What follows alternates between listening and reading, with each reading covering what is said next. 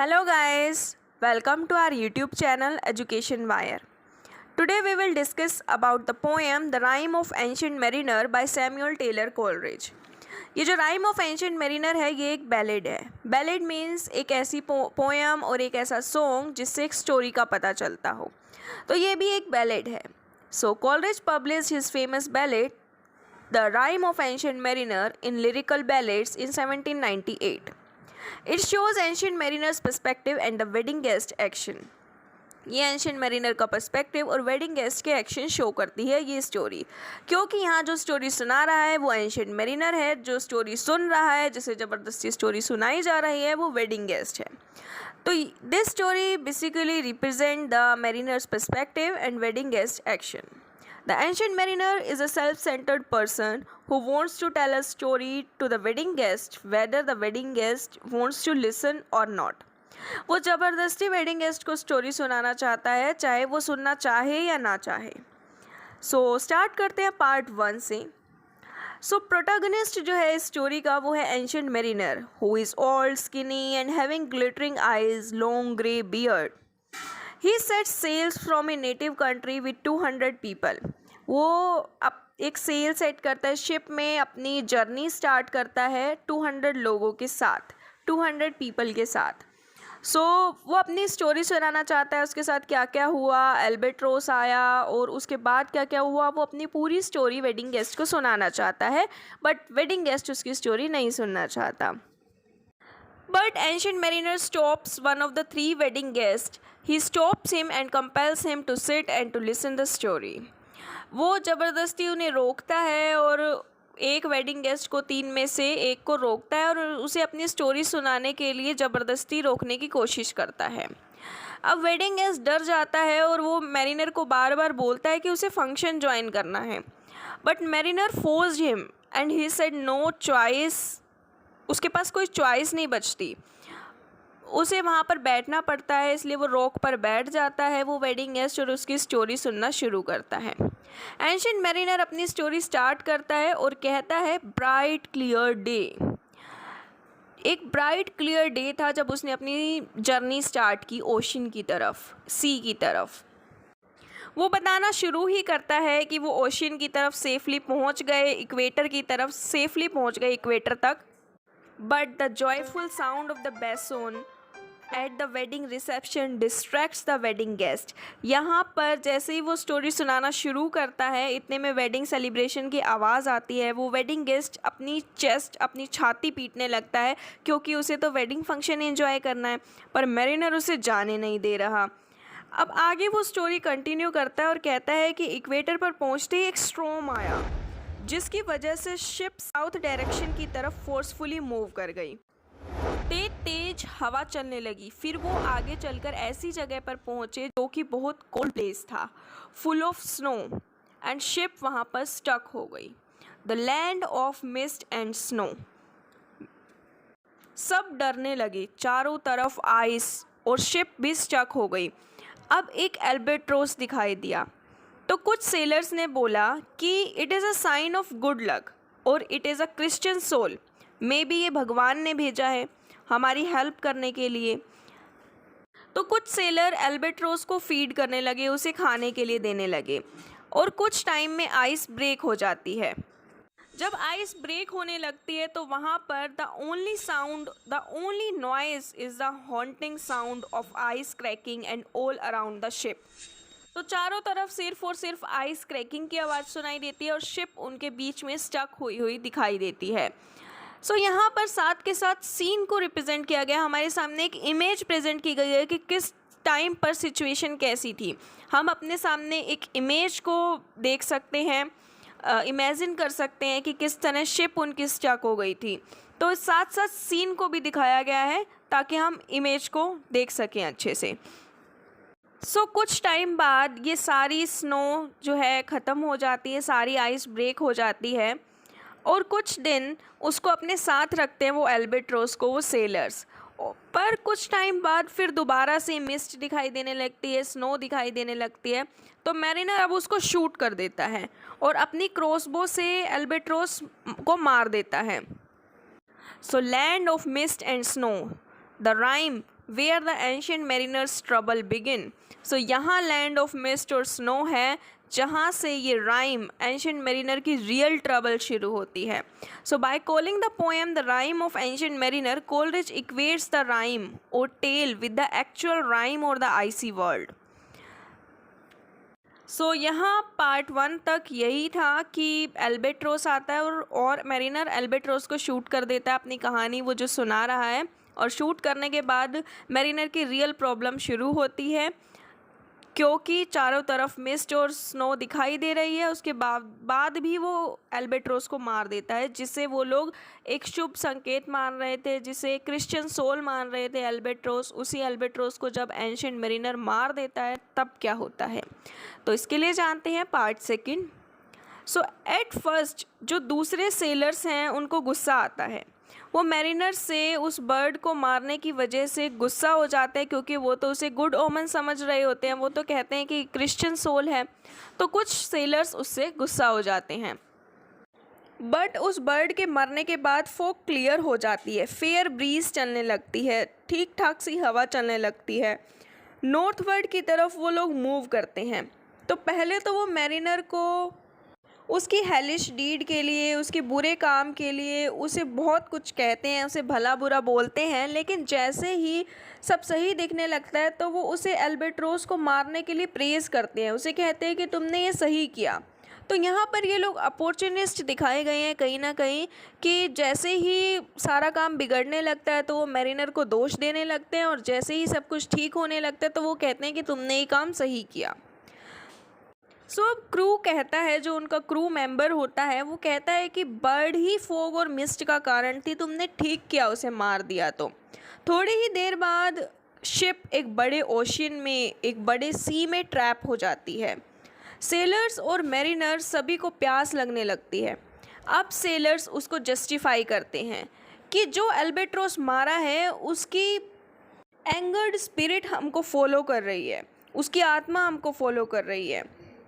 Ship जो है पूरी तरह ट्रैप हो जाती है, पूरी तरह फंस जाती है. वहाँ पर चारों तरफ पानी तो होता है लेकिन पीने के लिए कुछ नहीं होता.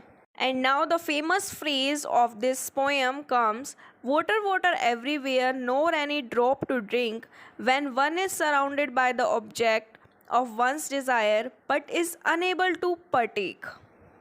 तो शिप कम्प्लीटली ट्रैप हो जाती है. वोटरी ओशियन तो है, चारों तरफ पानी तो है, लेकिन वो उसे पी नहीं सकते.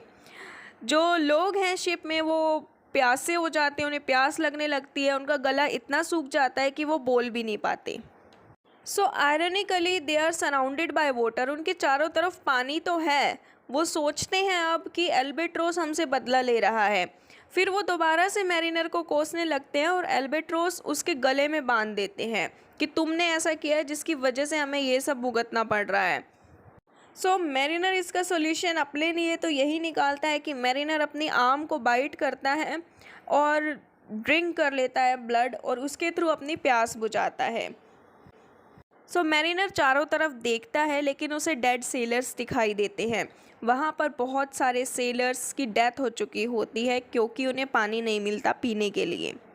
उसने हेवन की तरफ देखकर प्रे करने की कोशिश की पर वो प्रे भी नहीं कर पाया क्योंकि वहाँ सिर्फ उसे मून लाइट दिखाई दी. सो बेसिकली वो प्रे करने के लिए भी अनेबल था, वो प्रे भी नहीं कर सकता था. सो अब बात करते हैं पार्ट 3 के बारे में. सो काफ़ी समय तक वो स्टक रहते हैं, उन्हें प्यास लगती है, पानी होता है चारों तरफ लेकिन वो उस पानी को पी नहीं सकते. तो यहाँ पर मैरिनर का एक फेमस फ्रेज़ आता है कि bit my arm, I sucked my blood and cried a sail a cell.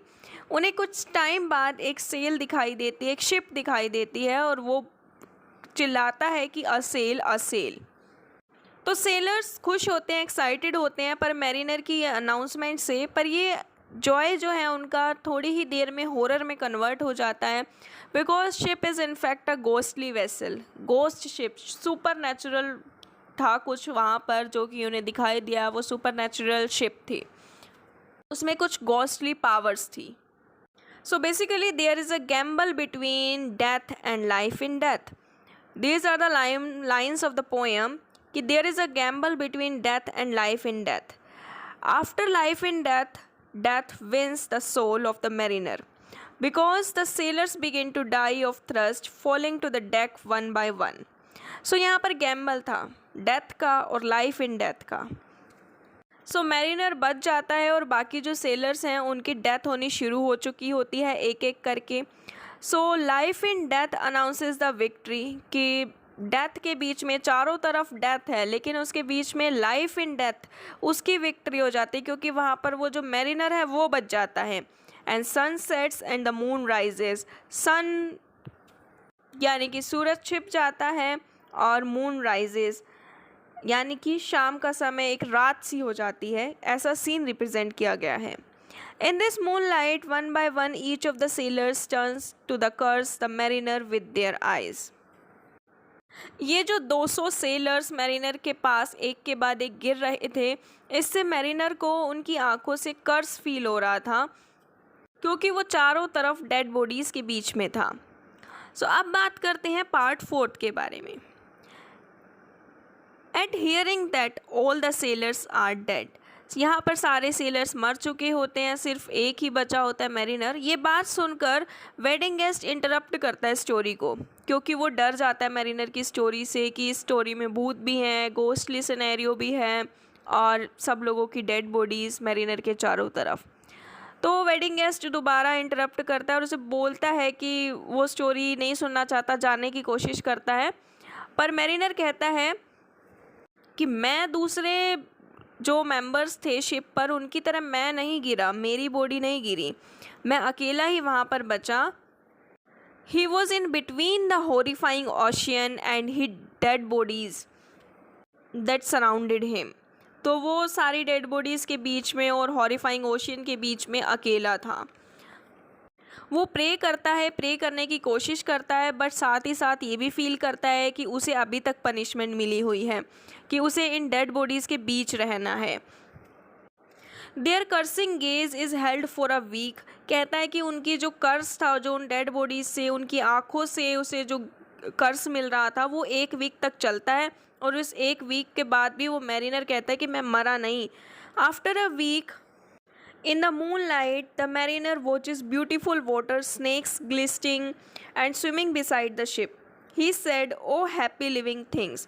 इसके बाद उसे कुछ अच्छा सीन देखने को मिलता है. एक वीक तक तो वो सारी डेड बॉडीज़ के बीच में था, एक ओशियन के बीच में था, हॉरिफाइंग ओशियन के बीच में. लेकिन कुछ टाइम बाद, एक वीक के बाद उसे एक ब्यूटीफुल पिक्चर देखने को मिलती है कि वाटर है, मूनलाइट है, स्नैक्स हैं उसमें और वो बोलता है ओ हैप्पी लिविंग थिंग्स.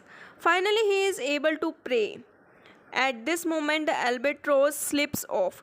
यहाँ पर अब वो प्रे करने के लिए एबल हो जाता है, प्रे करना शुरू कर पाता है, प्रे करने के लिए एबल हो पाता है क्योंकि इससे पहले वो प्रे भी नहीं कर पाता. तो एल्बेट्रोस सडनली उसके जो गले में उन्होंने एल्बेट्रोस बांधा था क्रू मेंबर ने, जब वो उसे भला बुरा बोल रहे होते हैं तो वो एल्बेट्रोस भी उसके गले से स्लिप हो जाता है, निकल जाता है वहाँ से उसकी नेक से और सी में गिर जाता है. सो यहाँ स्टार्ट होता है पार्ट 5. सो इसमें दिखाया गया है spiritual realization and backup to the prayer. So mariner is then able to fall asleep, dreams of rain and soon awakes to find his dream realized.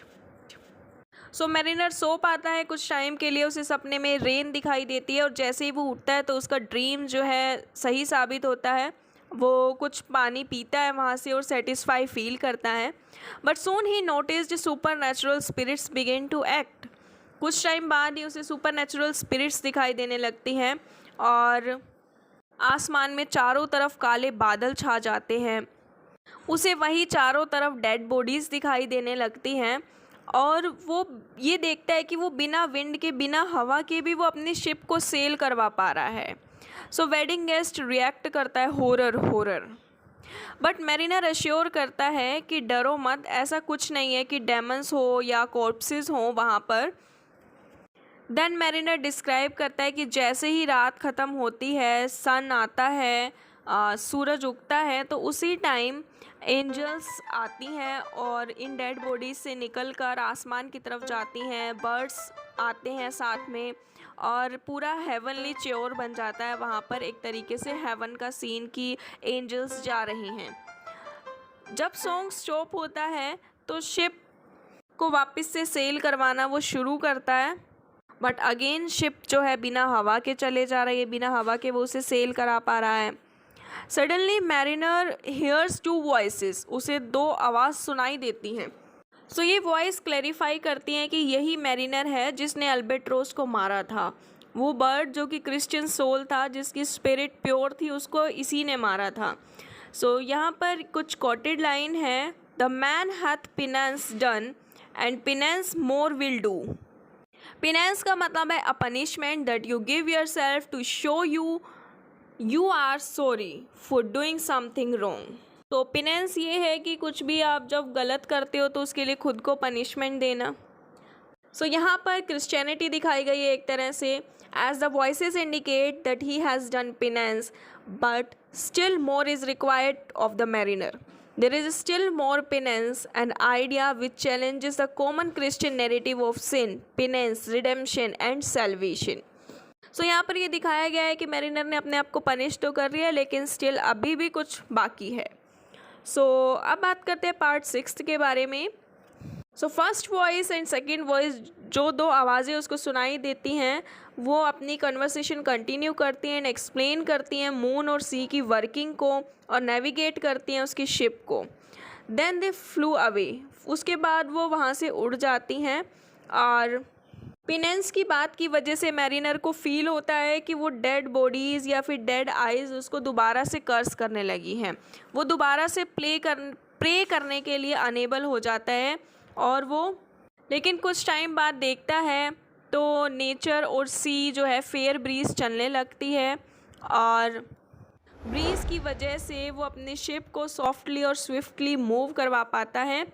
वो अपने नेटिव लैंड पर पहुंच जाता है। ये साइट देखकर वो रोने लगता है तेज़ तेज़ और प्रे करने लगता है, ओ गॉड कि ये ड्रीम ना हो, वो सच में अपने लैंड पर पहुंच गया हो जहां पर उसे पहुंचना है। तो मैरिनर नोटिस करता है कि एंजल्स सेलर की बॉडी को छोड़कर निकल रही हैं। जितने भी सेलर्स हैं उनकी बॉडीज़ जो वहाँ पर पड़ी हुई थी, 200 सेलर्स, उनकी बॉडीज़ को छोड़कर निकल रही है।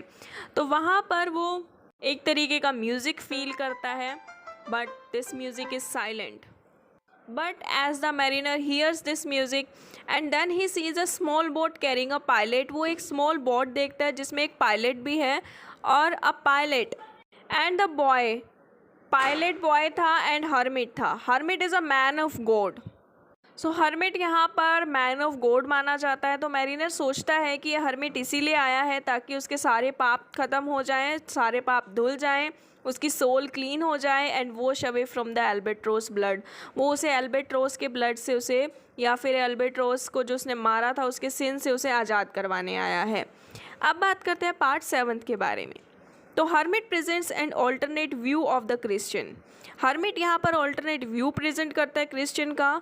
हर्मिट जो है वो पायस मैन है, प्योर है, हैविंग और showing a deep belief in religion. यहाँ से डीप बिलीफ दिखाया गया है रिलीजन में, क्रिश्चियनिटी में, and having sweet voice and the mariner describe the conversation between the hermit and the pilot. यहाँ पर हर्मिट और पायलट के बीच में कन्वर्सेशन वो दिखाता है और अपनी स्टोरी जो है वेडिंग गेस्ट को सुना रहा होता है, तो उसमें कन्वर्सेशन उसके बारे में बताता है। Suddenly the mariner ship begins to sink. Again mariner की शिप जो है वो डूबना शुरू करती है।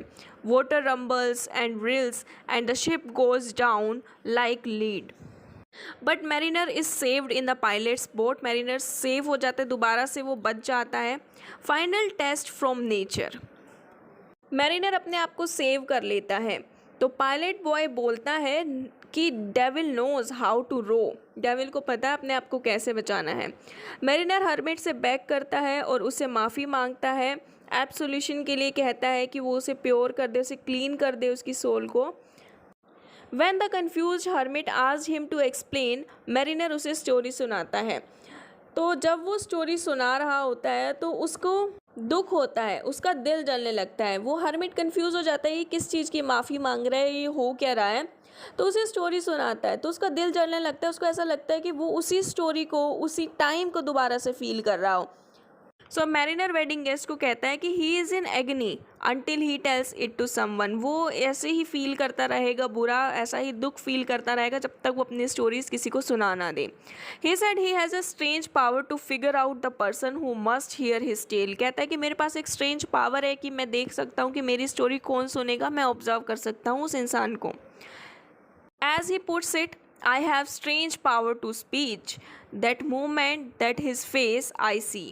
जैसे ही मैं किसी को देखता हूँ तो मैं उसके फेस से ये पहचान लेता हूँ कि ये तो पक्का मेरी स्टोरी सुनेगा। I know the man that must hear me. To him my tale I teach. फिर मैरिनर को वेडिंग गेस्ट के सेलिब्रेशन की आवाज़ सुनाई देने लगती है कि वेडिंग की सेलिब्रेशन की आवाज़ सुनाई देने लगती है। Now he prefer his time to spend in prayer with other guest. अब वो चाहता है कि वो अपने जो टाइम है वो अदर गेस्ट के साथ जाए, प्रेयर में टाइम स्पेंड करे। He bids the wedding guest farewell with one final piece of advice. वो एक फाइनल पीस ऑफ एडवाइस देता है उसको और उसे जाने के लिए कहता है, उसे फेयरवेल देता है। He prayeth well who loved well both man and bird and beast. In other words, one become closer to God by respecting all the living things because God love all of his creations, both great and small। तो वो कहता है कि भगवान उसके close होते हैं जो सारी की सारी लिविंग थिंग्स को रिस्पेक्ट करे, चाहे वो बर्ड हो, चाहे वो एनिमल हो या मैन हो, ग्रेट हो या स्मॉल हो, बड़ा हो या छोटा हो, सारे लिविंग थिंग्स की रिस्पेक्ट करनी चाहिए। ऐसी एडवाइस उसे देता है। Now wedding guest walks away, वो वहाँ से चला जाता है। Wedding guest learn something from ancient mariner's tale and also saddened by it. उससे सैड भी हो जाता है, लर्न करता है वेडिंग गेस्ट, उसकी स्टोरी से कुछ उसे सीखने को मिलता है। A sadder and a wiser man he rose the morrow मोन। So he is also the victim of his own talent. So this is the complete story of the rhyme of Ancient Mariner. I hope you